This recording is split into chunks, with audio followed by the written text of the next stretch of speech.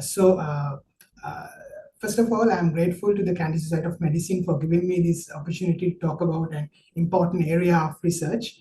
So within this 1 hour or so, what I would aim to do is not to talk a lot of theory about the research methods aspects, but try to outline practical points that would at the end would help you to design a questionnaire, validate it, and evaluate it properly. First, let's start with a few technicalities. So what is a questionnaire? A questionnaire is defined as a data collection tool consisting of a series of questions that are used to collect information from respondents to answer the research problem. So simply, it is a tool that will help us to collect data that could answer our research problem.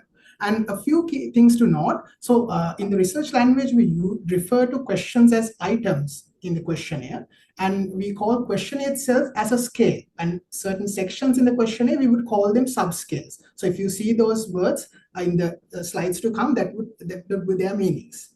So before coming as to like how to design a questionnaire, I feel it's important that we first realize why our question is important for medical research, because if only we realize its importance, that we'll put our heart and soul into like trying to design them properly.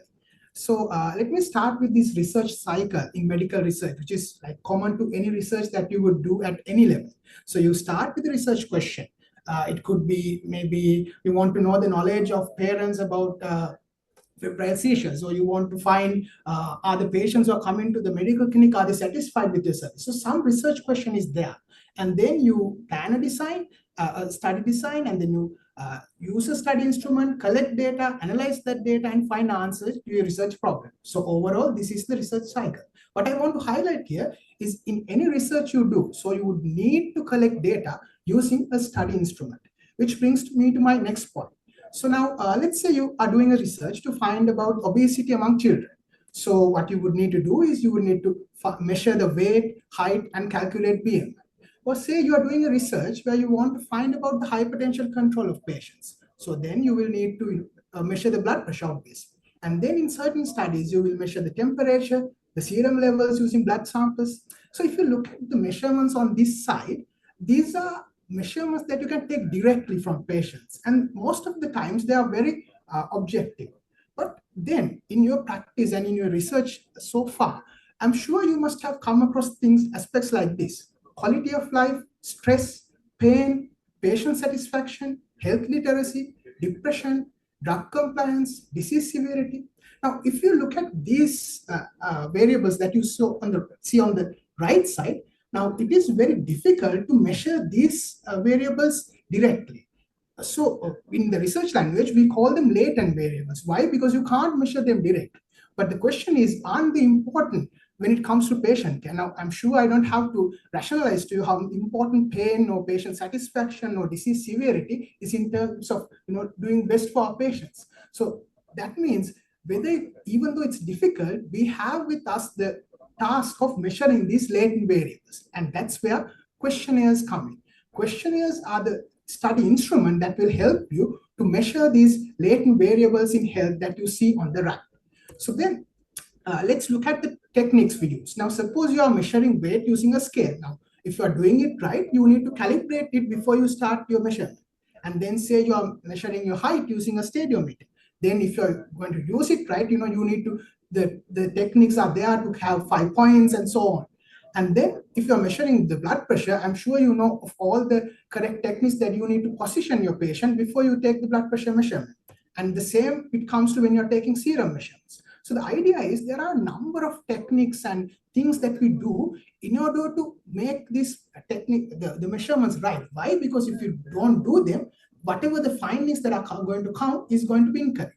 So even though we think questionnaires are something simple, something that we all can do, the same theory applies that if you do not use the correct techniques in designing a questionnaire, in validating a questionnaire, whatever the findings or the measurements you are going to get are going to be incorrect. And that's why it brings us to this presentation. How are we going to do it right? So now, before coming to the question of how, when do we use questionnaires in medical research? Now, I'm sure you may have seen this before. Now, this is the evidence hierarchy that you use for medical research, which shows the different study designs and their level of the quality of evidence. Because of time constraints, I don't have to time to go into them, but if you look at the study designs in the shades of blue, cross-sectional studies, case control studies, cohort studies, RCTs, randomized control trials, all of these study designs will need a questionnaire for you to collect data, especially if you come to cross-sectional studies. Now, I'm sure 90% of the medical students or the postgraduate trainees who are with today will be doing a cross-sectional study for your research. Now, we know how popular knowledge, attitudes, practices, the CAP surveys are in what we do. So the bottom line is questionnaires are going to be applied across levels in research. And then coming to other aspects, clinical audits. So again, if you are someone interested in improving the quality of the health hospital management or healthcare, you need to do clinical audits, and for that you will need to use questionnaires. And then we have a practice of taking patient feedback, because we need to improve the services we give for them. And for that also, we will need to rely on questionnaires. So I'm clear you see, it's not just in medical research. Across the spectrum of the services that we provide as doctors, questionnaires will be needed. So then what would be the strengths and limitations of these questionnaire surveys? It's important for us to know. So first, the first and foremost, they're very feasible and cost effective. Now, suppose you are doing a study where you have to measure hormone assays, take serum measurements and measure hormone assays. For that study, you will need to find a grant, you will need to find a funder, you will need to find chemical reagents, you will need to make sure they are present throughout the study. In other terms, it's not going to be very easy. But comparatively, if you use a questionnaire, that becomes more feasible for a different purpose, of course, but the feasibility is more. Then in the other aspect, you can collect a lot of data using a questionnaire. Now, this is why if you use a questionnaire survey, your research gets very publishable. Why? Because you can go for a large sample size using even one questionnaire. And then we will talk about this later, about the importance of standardized scales and why they become very useful or handy for us when we are doing research. And this brings to the most important point. Now, when we are using a questionnaire, for a given question, we are going to assign a value. We are going to assign a score, and then we will finally calculate a total score so that we will be able to measure things. We will be able to compare things. Now, this is the most important strength of questionnaires, because at the end of the day, without taking measurements, we can't make clinical judgments. Then, what's the other side of it, the limitations? Now, the first thing you need to understand is questionnaires cannot measure everything. Now, let's take an example. I want to find out the problems in sexual and reproductive health in Kandy district. Now, a questionnaire will help me to find the range of the SRH problems in the Kandy district. But say if I want to know what is the impact of culture and how does that lead to the sexual and reproductive health we see in the community, there the questionnaire might not be a very useful tool. Why? Because you need to go into the depth. For that, you will need to go for a technique like qualitative interviews.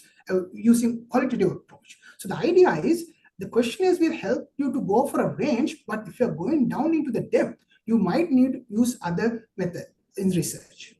Then then questionnaires have a number of biases, which some you might need to think about. So this is called acquiescence bias, which is something very common that you see. Now, suppose you are getting a feedback for a program. Now, say in this program, I give a feedback at the end. Now, what you will see is, I list out like say 15 different qualities for you to agree or disagree. Now, what you will find is for punctuality, for presentation style, for clarity, for all these things, you will find people just putting agree. There's no difference. So this is that bias where the participants don't really try to differentiate between the questions, and finally our measurements don't make any sense. And then social desirability bias. Now, this is again a very important problem, because there are certain things that people are not very happy to disclose. They are the things that are not very socially desirable, which I'll come to in the later slide. So this is also an important bias. And then if you're going to use an interviewer for your questionnaire, it's going to be interview administered. For any measurement that you're going to take, it will be depending on the type of response that had come based on the questions that the interviewer had asked. So everything relies on the way the interviewer asks questions. So there's going to be a definite bias there. And finally, cultural bias, because when you apply questionnaires across cultures, they are not going to produce same measurements. So there is an effect of culture as well, which we'll look at later. So I mentioned that the ability to take measurements is the most important strength in questionnaires. But then we need to know what can questionnaires measure and what cannot they measure well. So things like characteristics, say for social demographic characteristics, clinical characteristics, questionnaires are, they can do well in measuring. And things like what do patients know? Again, questionnaires can measure. And what do patients find desirable? Or what are their beliefs? So these aspects questionnaires can measure. And finally, how do patients feel or what are their emotions? Questionnaires can tell you. This ability of questionnaire to measure, emotions or feelings, it has been so much so that there's a separate discipline called psychometrics, where you look at psychological aspects using questionnaires. But then, more importantly, you need to know what are the areas that questionnaires can't measure. Now, if we talk about health-related behaviors, now let's take an example. You want to find the level of alcohol intake of patients, and you give a questionnaire. But what the questionnaire measures is actually the amount that the patients will claim to use, but not the actual amount the patients will use. There's definitely going to be a disparity when it comes to things like alcohol intake, smoking, sedentariness, use of unhealthy food. Why? Because of that social desirability bias I mentioned previously. People do not want to disclose things that are not very socially desirable. And then the same thing happens when it comes to healthcare teams. So if you want to measure the performance of your healthcare workers, and if you're using a questionnaire, you can't expect them to come out with their original behaviors if they know they are being judged. So when it comes to behaviors and assessing them, questionnaires are not going to perform very well. And then the burden of physical disorders. Suppose you want to know about the prevalence or incidence of asthma in a particular area. If you use a questionnaire for that, one thing, you are going to misclassify patients. Secondly, you are going to miss all the undiagnosed patients. So when it comes to physical disorders, again, it's best to go with a diagnostic tool or a criteria. So now let's come to the proper task that we were going to look at. We have looked at the what questionnaires are, their importance, and when are they going to be used. Now let's see how can we use the method that we need to use to design and validate a question. So the first thing you need to do is first you need to identify your research question. Now, I can't stress the importance of this enough, because we have a nature where we would first go with the questionnaire and collect all the data. And supposing we have a bit of what we call as data canhava, then only we would think about what are the research we are going to do with this data. But please note, this is not the way to go. Why? Because in the context of Sri Lankan healthcare, our patients are very compliant with us. So because of that, whenever we give a questionnaire to them, they will be very friendly and fill it. But you have to keep in mind, you are taking up their time, you are taking up their energy. So it's not ethical for you to collect so much data that is outside your research objectives. So the first thing should be you setting what is the research question that I need to find. And then only you should think about what is the data I should collect for that, not the other way around. So then once you have the research questions in place, then you have two options. One thing, you can design a new questionnaire. Other thing, you can use an existing questionnaire. Now, if you're going to design a new questionnaire, you will first need to design questions. You need to formulate responses. You need to finalize the layout.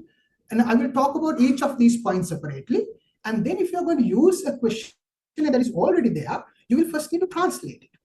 And then whether you use an existing questionnaire or a new questionnaire, you will need to content validate. We will look at what this means. And then you need to pre-test it. And then only you will be able to give it to the patients and do the data collection. Finally, you will think about the evaluation. So this is the flow that you will need to use if you are going to design and use a questionnaire. Okay, let's look at each aspect first. So now suppose you are going to use an existing questionnaire. Now what is the benefit of that? Now, of course, it's always good to use a questionnaire if that is available in literature for these reasons. First thing, it's going to save you resources. You don't have to take up time to make a new questionnaire. Secondly, importantly, it is going to let you make comparisons. Now, suppose you use a question on health literacy that is standardized across the world. That will help you to see what is the health literacy in India and how that is different in Sri Lanka. So you can make comparisons. And then standardized questionnaires with cutoff for diagnosis. Now this is very important.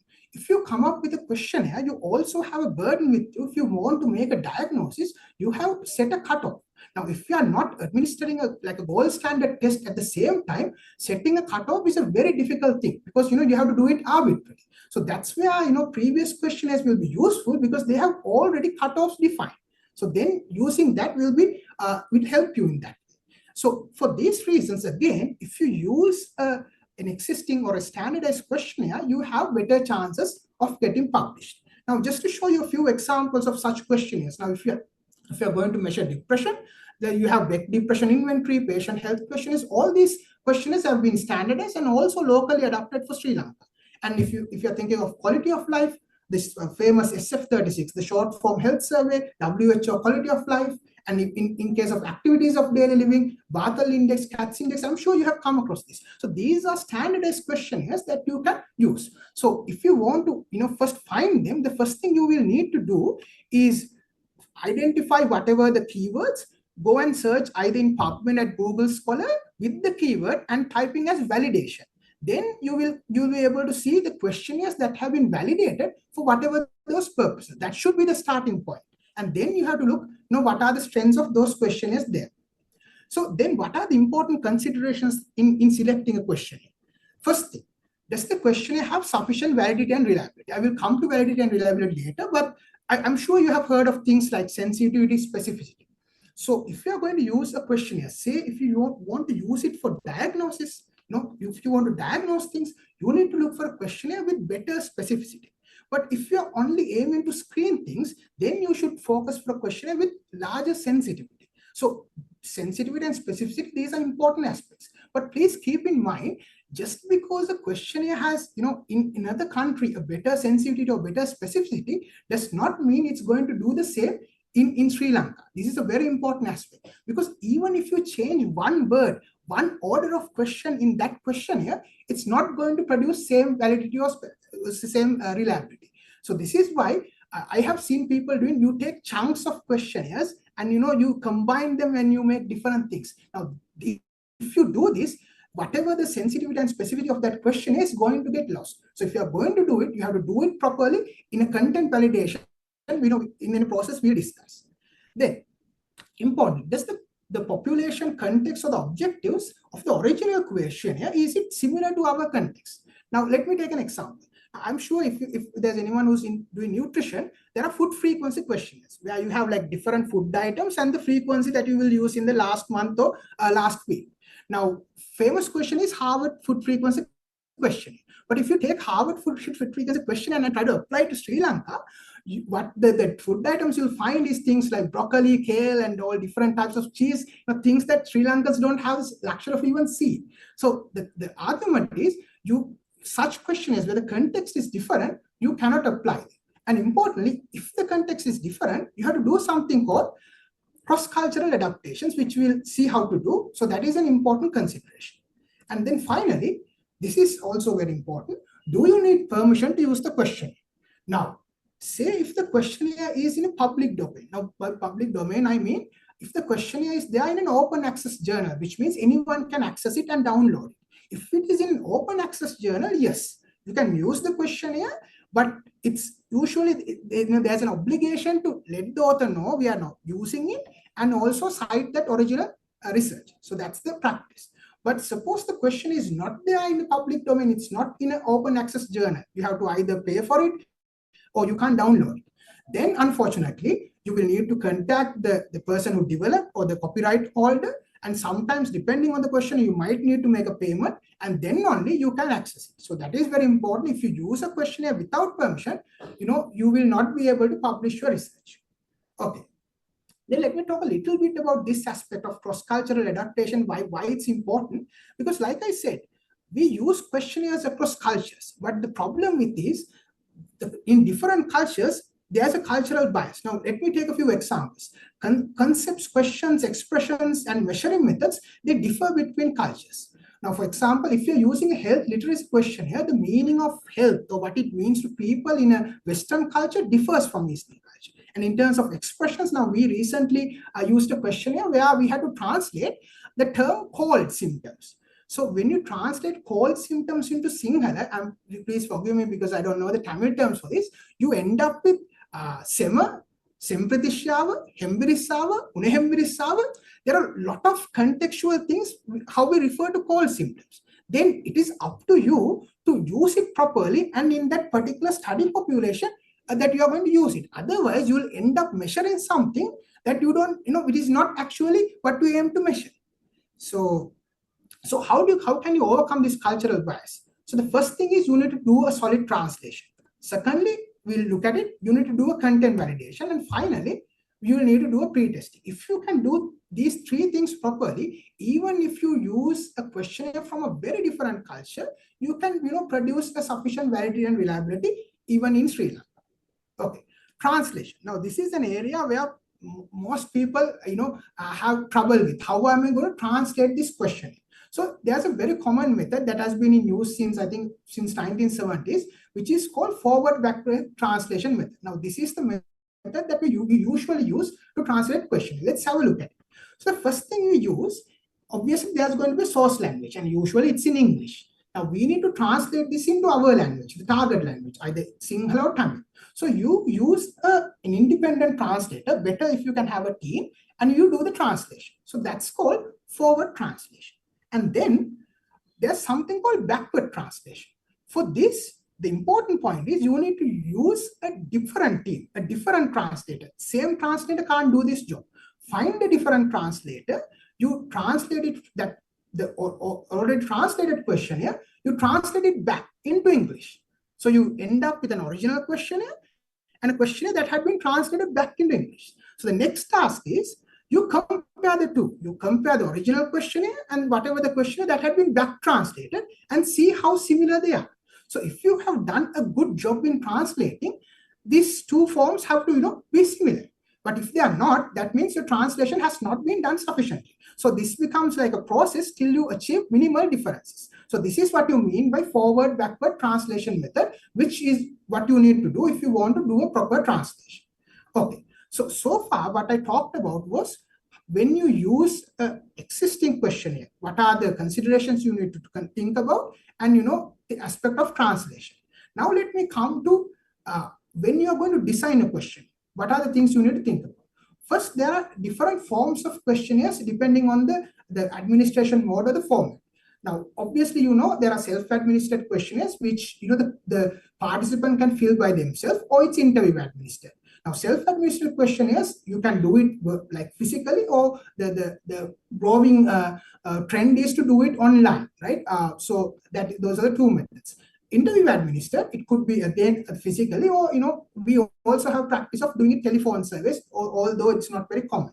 And then if you think of the format of questions, structured questionnaire, it's where all the questions are close-ended. That is to say, they have predefined responses. There's no freedom for the participant to give any other answer. And most of the time, we use this semi-structured format where you have closed-ended questions and open-ended questions. You have some questions where the participant has some freedom to give an answer they want. So let's look at first this. Now, one of the problems you come across is, in my study, is the questionnaire I'm going to use, should it be self-administered or an interview administered? How can you find the answer for that?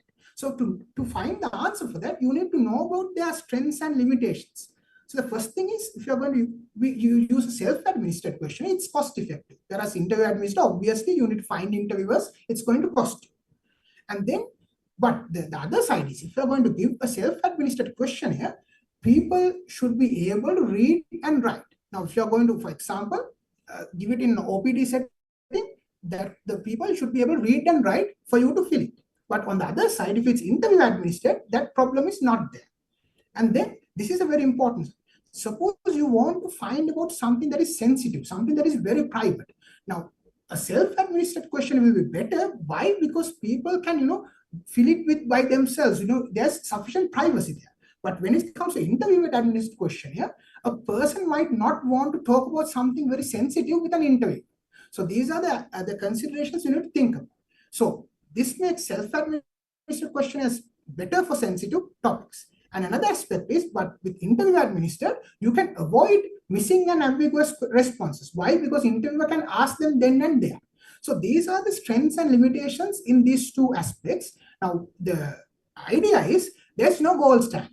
So depending on the context, you have to use. For example, if you are going to administer in a busy OPD setting, you need to think about, can an interviewer do that job? Will there be sufficient privacy? But on the other side, people who are coming there, will they have enough visual capacity to read and write? So all these things need to be taken into consideration, and then you have to come to the decision whether it's self-administered or interview-administered.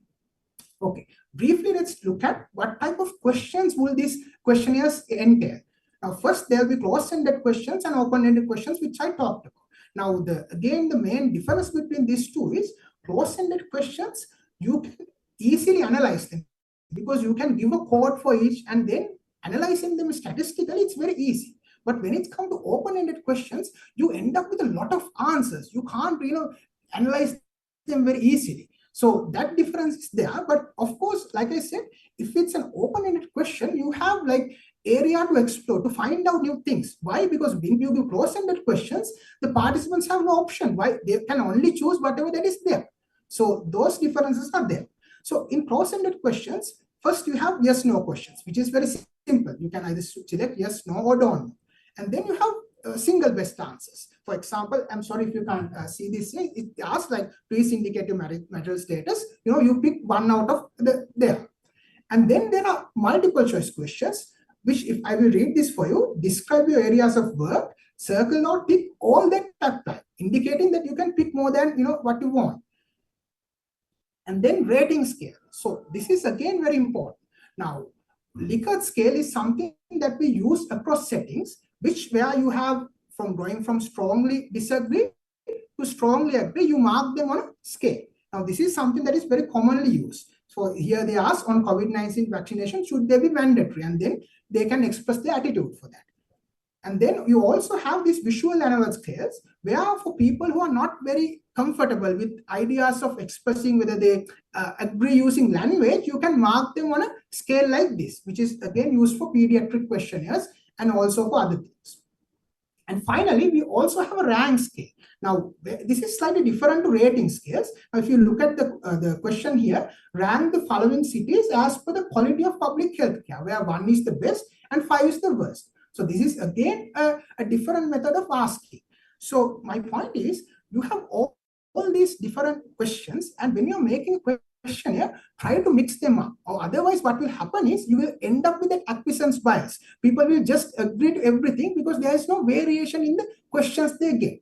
So try to mix all these questions up, and some questions have better strengths. For example, attitudes, it's always better to go for a Likert scale. When it comes to knowledge, it's better to go for a yes or no or a single best answer type of questions. So like again, there's no gold standard method for these questions. Depends on the context of the study. Okay, let's come to the practical aspects of it. So how are you going to form these questions? Now, obviously, the first thing that we will need to do is do a good literature review. And then also you can talk with experts, or now there's a new trend where you get the patients involved. Now, this is because in things like pain, disease severity, patient satisfaction, it's the lived experience that matters. Now, we as doctors or we as researchers, if we go and set the questions, we might miss things. So this is called co-designing, which is like a growing practice in research now. You get the patients involved in the design of questionnaire itself. So then you design the questions and you modify the questions, and you keep on doing that till you are happy.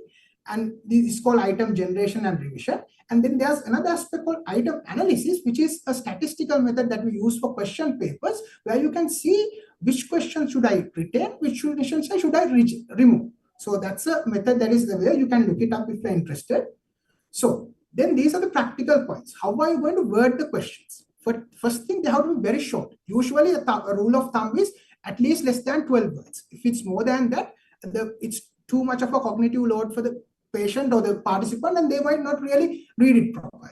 And then no personal information. I cannot stress this enough, because do not take personal information unless it is strictly necessary for the rest of your study. Names, by personal information, I mean names, telephone address, telephone numbers, addresses. I mean, if you don't need them for a later part of the study, do not take them. Why? Because patients won't like. If they see their name and then you have to give another attitude of something, they will think now they will make a relationship with this thing, and they will not give the honest opinion. So it's important you do not take personal information unless required, and no technical terms. Again, as doctors, there could be a question like, what is your experience in the postpartum period, or what are the difficulties you had in the exclusive breastfeeding period. Now, for someone from medical background, these terms, but for them, they are not very convenient. So always go for specific things and no vague questions.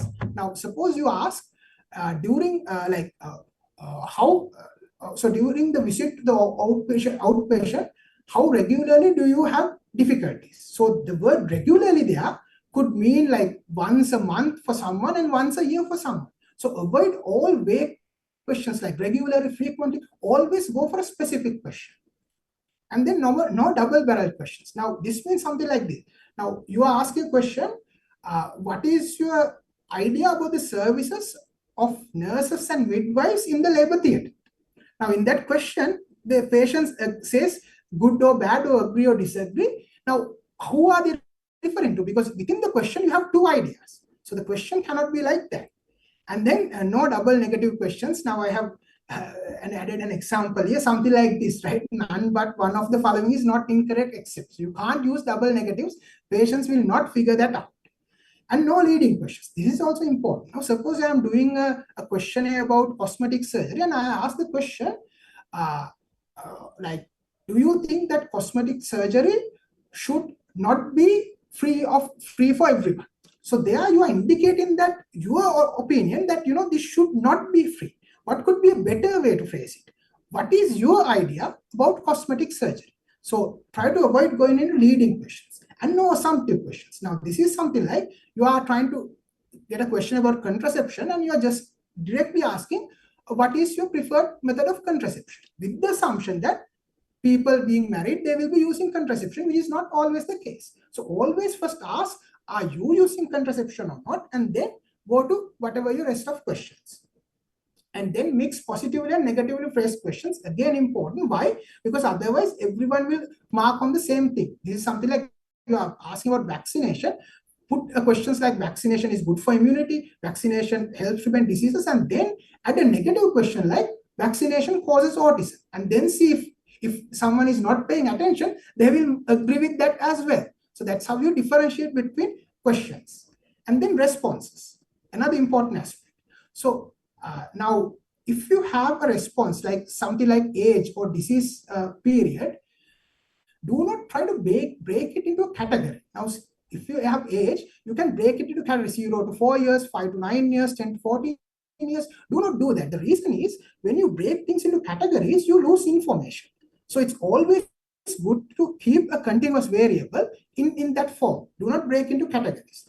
And then make sure you have a comprehensive list of answers. Now, we had an experience where in a recent study, we did not do sufficient pre-testing, and there was a question on transportation. And this was a tertiary care. We did not expect people to be walking there. But then there were many who had actually came there by foot. So what they did was they wrote a separate response as buying or by foot, and they ticked in front of it. So the bottom line is make sure you include all possible responses, and if you can't think of, put other option at the end, because then that opens a door for anyone who will not find his answer there, and then he can mention it on the other. And then do not wish to declare. So this is also a very important ethical aspect. If you're asking about, say, the gender orientation, if you're asking about the marital status, about the income level, things that are sensitive, always put a do not wish to declare option, because I know again in our setup people will be declaring these things, but it's always good for us to be ethical as doctors. And then this is another formatting thing. So make sure you have them ordered in a vertical sense rather than rows, because for us it's difficult to visualize things in a row, and you might end up marking, for example, for very good I might even mark 3, as you can see there in the answer. And then, like I said, try to mix the responses. And then I will briefly talk about this section as well. A questionnaire should always have an introduction section. And this is like a pitch, right? If you are not actually going to meet the person, or if you're going to do it online, this is the pitch that you're making. You are trying to get him to mark a question. That's why we have very poor response rates if you look at online questionnaires, because we are not pitching them properly. So the introduction section has to be very attractive in that sense. So you talk about what the study is about and the objectives and the funders, and unless there is some problem in blinding, and always tell the time to complete, because then they anticipate. If you tell this questionnaire is going to take, I don't know, 10 minutes or 15 minutes up front, then he is going to adjust to that, or if he's right, he might do it later. So it's always good to tell the time. And ethical aspects, I'm sure that you're aware, and informed consent. I'm going to emphasize on this because we have this notion when it comes to questionnaires in hospital setups, there's something like implied consent. So, you can just give a questionnaire without getting informed consent, which is a very wrong ethical practice, because implied consent is not there for us to go and do research. Implied consent is that the patients, they are coming for us for care, not to become a research subject. So it is very important. Any research you do, you need to take proper informed consent, and if it's a child or a minor, you need to take assent. That is, you need to take their consent from their guardian. And then you give the contact details of the authors, and finally say how will the results be shared, because that part is also important for them. And then the practical points, considering the layout. So you need to think of the time for completion. Usually, again, a rule of thumb is a questionnaire should be at least around 15 to 20 minutes. If it's more than 20 minutes, definitely they are not going to fill it with enough attention.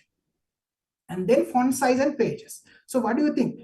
We have a practice of trying to cram everything down using very small fonts, and so that the questionnaire number of pages will be limited, which is again a bad practice. Even though printing is very costly these days, it's always too good to use like a large font. The ideal is something about 12 to 14 font size is better, and even bigger if you're going to give it to like elderly patients. And then, even if you go for several pages, that is good. And then give clear instructions and some example answers. And there's something like, contingent question. This is something like this. So if you have a question, and if that is not for everybody, you mark that question and say, if this is not for you, proceed to this section. That makes life easy for them. And then break the question into sections and order them from general to specific questions. That is the way. And finally, whatever the opinions or sensitive questions and summative questions, like you ask, what is your overall experience in this about this? So place all those questions at the end. So that will be easy for the participant. Okay, so far we talked about how to design the questionnaire and the practical aspects. Now we are shifting on to the side of how I'm going to validate the questionnaire. So this is the only point I will talk a little bit of theory, because you need to know what validity and reliability is in order to understand.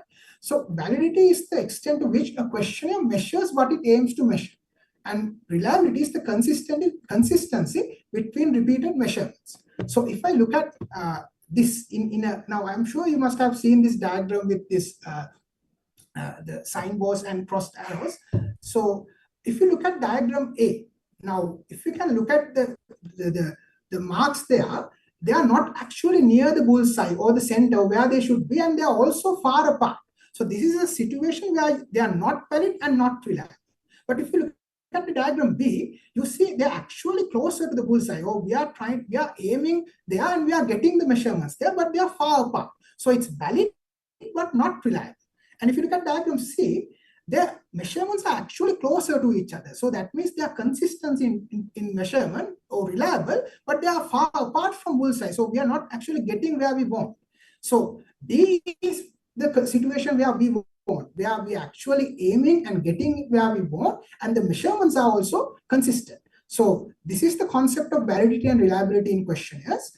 And I will very briefly talk about the types of validity and how we can check them in the questionnaires. So the easiest form that you can go for is face validity, but unfortunately that is also the weakest form of validity.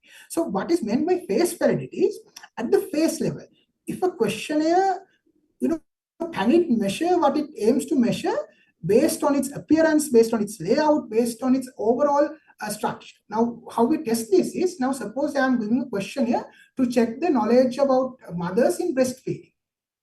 Now, once I give the questionnaire, and before I do a pre-test. And during the pre-test, I give it to several participants, and then I ask from them, what do you think this questionnaire actually measured? And if the participants can come up with a question with the answer, I think this questionnaire measures our knowledge about breastfeeding, then that is face validity, because they can actually identify what it aims to measure based on that overall structure. So this is the simplest form, and this is the form that is encouraged for, like, for if you are doing a study for at a medical student level, this is the type of validation that you can do, but it's the weakest form. Now, content validity, I will elaborate in it a bit further. Now, this is where you ensure whether the entire range of that subject area is contained in that questionnaire. For example, now we talked about breastfeeding. Let's take something like breast cancer. If I'm giving a questionnaire on breast cancer, then I need to think about the areas like the signs and symptoms, the risk factors, and the self-breast examination. All these domains have to be covered. Then only that questionnaire will have a content validity. And usually this is checked not by the laypersons like in face validity. Content validity is checked by experts. That's the usual way. And then construct validity, I will talk a little bit about this. So this is the idea whether the questionnaire has the underlying concept that it aims to measure. For example, if you design a questionnaire to measure depression, whether it actually measures depression, something like that. So for that, you have several ways to check it, which is of course beyond the scope of this lecture. But factor analysis, you can read about it. It's very interesting, where you can actually see the relationship between each questions to find the underlying concept, whether it measures it. And convergent and divergent validity is something like this. Suppose you have made this new questionnaire to measure depression, and at the same time you administer another questionnaire which you know to measure depression. My new questionnaire with a questionnaire that actually is known to measure depression, and then you compare the scores. And if the scores are similar, that gives the idea that it had actually measured depression. Divergent validity is the other side. You give your questionnaire, but with a questionnaire that measures something conceptually different. For example, a questionnaire that measures depression and a questionnaire that measures happiness index. So then at the end, the index, the scores, they have to go the other way around. So that is how you discriminate, how you find convergent validity and divergent validity. And finally, criterion validity. This is another very common method. You compare the questionnaire against the gold standard.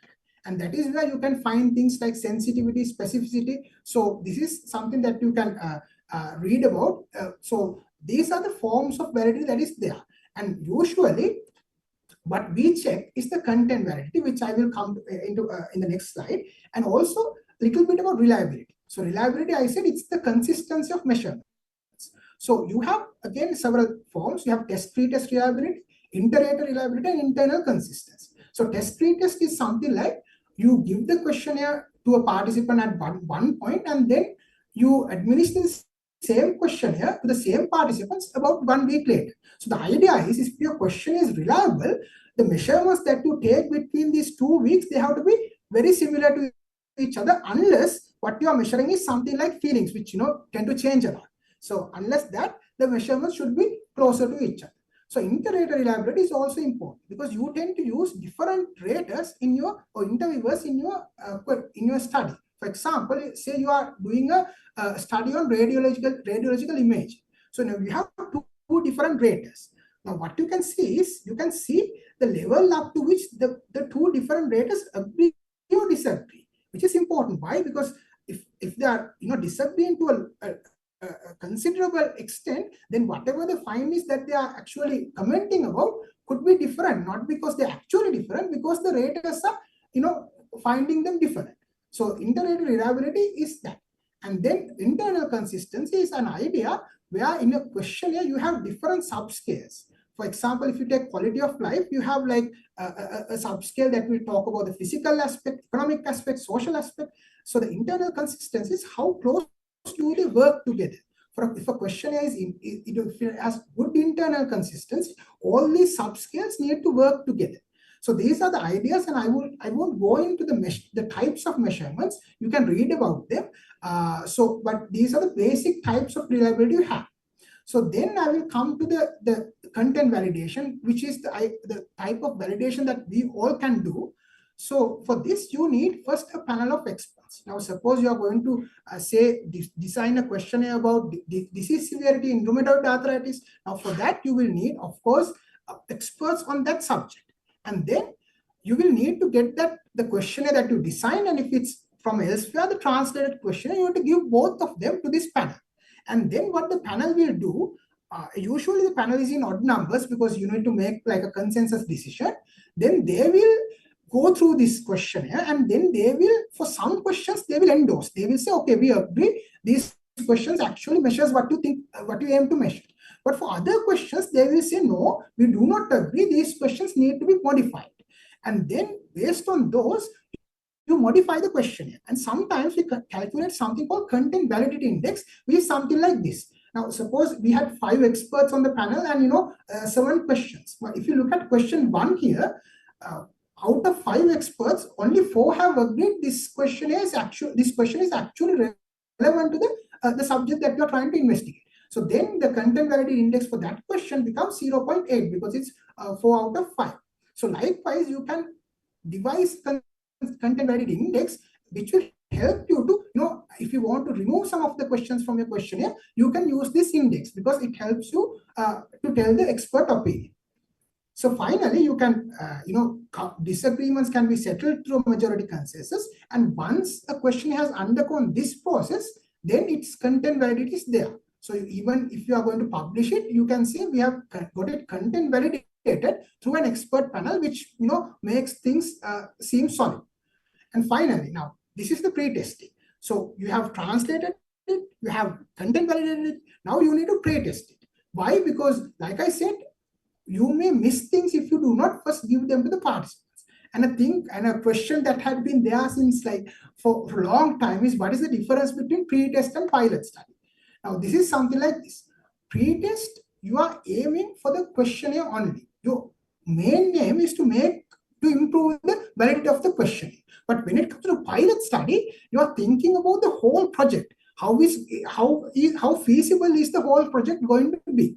So in the pre-test, you give it to participants of another study setting similar to the study population. Now, for example, if I want to do a questionnaire in the Candy OPD, I should take a study setting that is similar but at another place. So I can do a pre-testing at a teaching hospital Peradeniya OPD. So that's the idea. You do the pre-testing at a different study setting, but with a similar population. Why? Because if you give the pre-test to the same study setting, the idea is that the people will get to know about the questionnaire so that the next time you give it, they will be familiarized. So that's the idea. But when it comes to pilot study, you are concerned about the feasibility. You want to know whether I can pull this off, whether I do have enough resources, people, money to do this study. So then in that case, you have to actually give it to the same study setting or the same population, but you select a subgroup. So that's the difference between pre-testing and pilot study. And pre-testing is what I was talking about. So during the pre-test, you check for whether your questions are comprehensible, whether there are things you have missed in the responses, the time it will take, which is very important. And finally, what I said, face validity. At the end of pre-testing, you ask from the participants, okay, what do you think this questionnaire measured? Or what do you think it was trying to achieve? So if they can answer that question, then you have face validity as well. Okay, so now we have covered the validation, the design and the validation part. Now evaluation, of course, I don't have within this lecture to go into detail. What I will do, because the statistical aspects of it, what I will do is talk to you about the scoring part, which is very important. Now, obviously, like I said, if you have a questionnaire, then you need to design a score. How can you do it? So it depends, like I said, at the end on your objective. Is your objective something like, I want to describe the knowledge, attitudes, and practices about exclusive breastfeeding, something like that? Or do you want to find it analytical? Do I want to change how maybe the opinions of about vaccination change between mothers and fathers? So you are trying to analyze and find a difference. So based on these two objectives is how you want to evaluate your question. Now let's go for the first one. I want to describe the knowledge and attitudes. Now you have two things at hand. Something that is very commonly done, especially at the undergraduate level, is a unidimensional analysis. It's something like this. You make the questionnaire on knowledge and attitudes, and then you set a score for both knowledge and attitudes. Say the score ranges from 0 to 100, and then you set a cutoff at 50. And then you say, whoever that scores below 50 do not have good or have poor knowledge about breastfeeding. Whoever that score above 50 have good knowledge. And the conclusion of your study will be, in my study, 60% of the mothers had poor knowledge about breastfeeding. Now, this of course you can do, but the problem there is, what does it tell you? I mean, I guess I just get to know the mothers have a poor knowledge about breastfeeding, but does it tell you anything more than that? So that is where, rather than just doing a unidimensional evaluation, it's good to do a multidimensional thing. For example, in this question, you can break it down by question. Different, what are the areas that they are having poor knowledge on, right? If it's about breast cancer, like in the earlier example, what do they not know about? There you will find they have a good score when it comes to the signs and symptoms, but they have a very poor score when it comes to the risk factors. Now that will in turn, lead to good recommendations that will tell, okay, now risk factors is the area that we need to focus on. But if you go for that unidimensional one, you will just end up with a number saying that, this percentage have good or bad knowledge, but no recommendations after that. So it's always good to use this both, try to do a multidimensional evaluation, not just on limiting to a number. And then when it comes to analytical ones, again, like I said, if you let's take the attitudes about vaccine hesitancy. Now, then what you can do is you can check between mothers and fathers. You can devise a score and look for if there's a difference in the mean score. And if there's a difference, that means there is a difference in the attitudes. So like that, if it comes to analytical, you can use mean scores of percentages. So the idea is, depending on your objective, is how you do the evaluation. Okay. And this is my final slide where I want to talk about how you make that score. So there are several important considerations. The first one is scoring method. Well, you can have binary scoring, like you can, for yes, you can have 1, no, don't know, you can have 0. Very simple. And then in the Likert scale, it will go from, if it's fully disagree 1, disagree 2, neutral 3, and so on. So you can add them up. And then frequencies, there's also frequency scoring. So where for once per day, it's 1, twice per day 2, and likewise. So there are different scoring methods. And then weight in the questions is also important, because in your questionnaire, not all questions might not carry the same weight. Maybe on a certain aspect, one question should be very important. For example, one risk factor, let's say in the earlier question on risk factors, maybe knowing about that family history could lead to breast cancer, that might be very important. So you need to maybe give a better weight as compared to other risk factors. So you need to think about how you weight the questions. And then reverse scoring. If you can remember in the early example or vaccines that I talk about, so the first 2 questions, vaccines improve immunity, vaccines prevent diseases, and they agree that, and you mark them, with a 5. But if you add the negative questions, vaccine cause autism, and if you add them to that same score, what will happen? You have just add a negative, something about a negative attitude to the same score. So the idea is, positive score should reflect a positive attitude, like a lower score should reflect a negative attitude. So when you have both positively and negatively phrased questions, it's very important you think about, you need to reverse the score, something that you do during the analysis. And then setting the range, you need to set the range. So it could be range from 0 to 1 or 0 to 100, up to you to decide the range of the score. And finally, this is the most difficult task. How do you set the cutoff? Now, this is an area where, even going through literature, I have found no scientific rationale behind it. There's no scientific guidance for this. How do you set a cutoff for a knowledge or an attitude level? Where can I say this is good knowledge or this is bad knowledge? There's no scientific guidance. So this is my practice. What I usually do is I would try to go for an earlier study where they have done some kind of, breaking down into cutoffs, and I try to cite that. Or otherwise, I give an arbitrary cutoff, but then again, at a reviewer level, they can always question, how do you say that, it's below 75%, it's, poor or moderate knowledge? What is your rationale for that? So it can be questioned. So this is a tricky area, which is, where there's no clear scientific guidance, but then people do. Some use the mean mark as the cutoff. So everyone above mean and below mean, will get dispersed. Some use the 50% mark as cutoff. Likewise, it's up to you. Okay, so basically in a nutshell, we talked about the design, validation, and evaluation. I hope you learned some practical points that you can use when you're making questionnaire. And if you have any follow-up questions, I'm happy to answer.